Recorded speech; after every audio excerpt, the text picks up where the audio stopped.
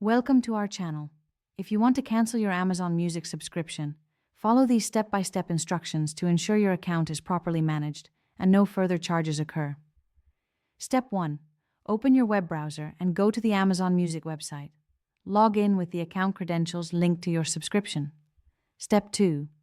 Click on your profile icon in the top right corner of the page and select Account or Settings from the drop-down menu. Step 3. Navigate to the subscription or billing section, where you can view details about your current plan, payment method, and renewal date. Step 4. Look for the option labeled Cancel Membership or Cancel Subscription. Click on it to start the cancellation process. Step 5. Amazon Music may ask you to provide a reason for canceling. Select an option or skip if it's optional. Step 6. Follow all on-screen prompts to confirm the cancellation. Note that your subscription may remain active until the end of the current billing period. Step 7. Check your email for a confirmation from Amazon Music verifying that your subscription has been cancelled. Keep this email for reference in case of billing questions. Step 8.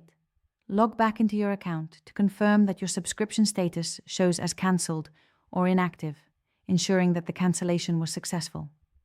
Don't forget to like this video and subscribe to our channel.